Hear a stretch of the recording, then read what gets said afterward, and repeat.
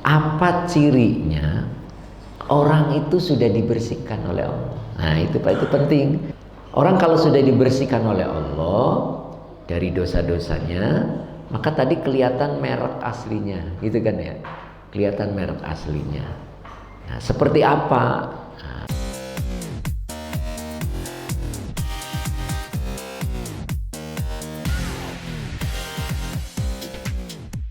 Apabila telah benar, siapa?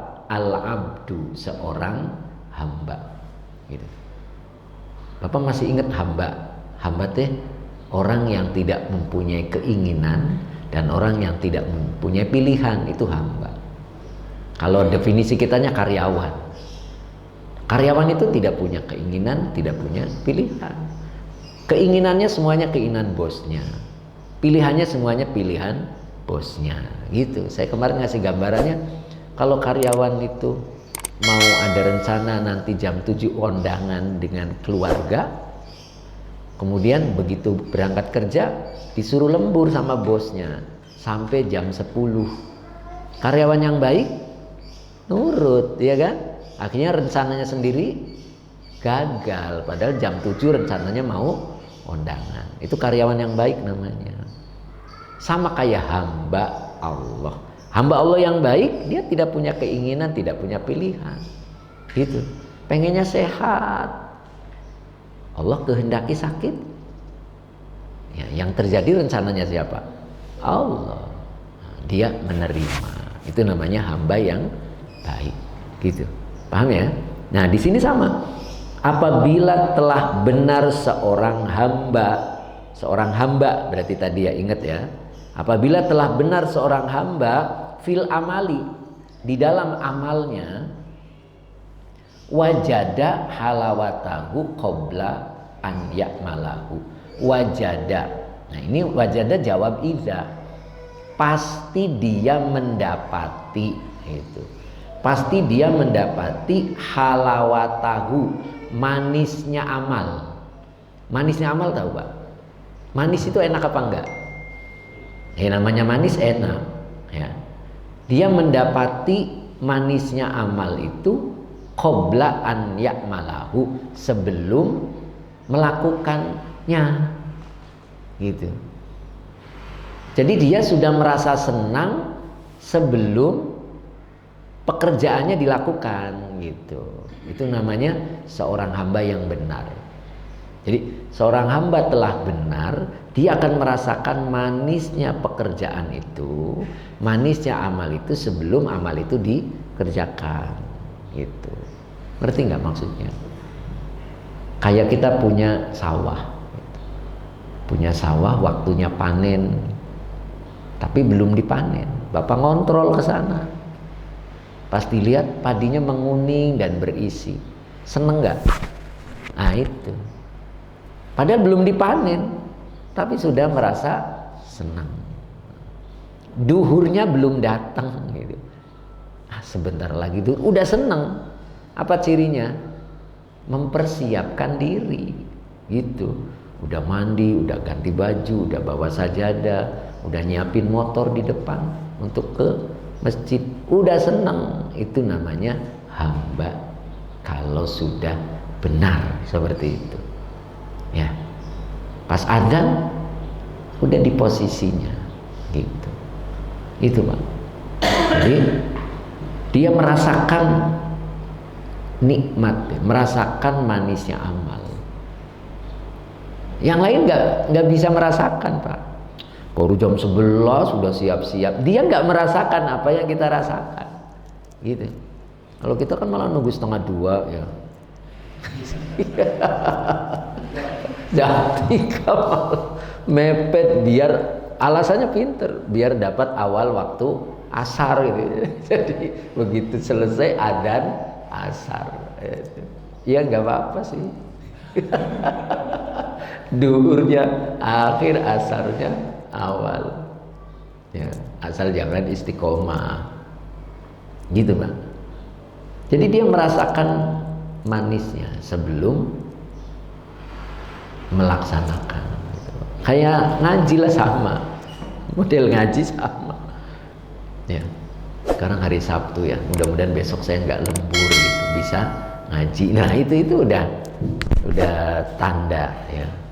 Jangan mudah-mudahan besok lembur jadi nggak ngaji. Jadi ada alasan. Manisnya lembur. Bener. Itu malah manisnya lembur ya. Masya Allah. Itu Pak. Jadi pokoknya yang disebut manisnya pekerjaan, manisnya amal, ya apa yang dilakukannya gitu kan. Nah sebelumnya itu kayak orang mau piknik lah ya. Orang seneng piknik gitu. Berangkatnya jam 7 pagi. Itu kira-kira dari malam udah siap-siap belum? Udah, bajunya udah setrika gitu kan. Apalagi ibu-ibu sudah bikin lontong. Pikniknya jam 7. Itu karena senang. Jadi belum dilakukan juga sudah merasa senang, mempersiapkan diri. Nah gitu Pak. Ya kayak gitulah. Kayak kita suka nanyain, ngaji enggak nih? Nah itu bagus itu. Tanda berarti senang. Ngaji deui. Nah, beda lagi tuh. Ngaji deui, ngaji wae. Bosen. Nah, jadi enggak gitu. Nyambung ya. 1. Itu mereknya tampak. Karena sudah dibersihkan tadi. Mereknya mulai tampak. Terus yang kedua, wa idza akhlasa fihi wajada halawatahu waqta mubashiratil amali. Wa idza akhlasa, dan apabila dia ikhlas. Nah ini Pak, ini lebih tinggi lagi.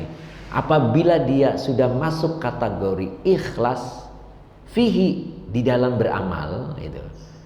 Kita tahu saya ini ikhlas enggak dalam melakukan hal ini gitu. Itu ketahuannya dari mana? Wajada.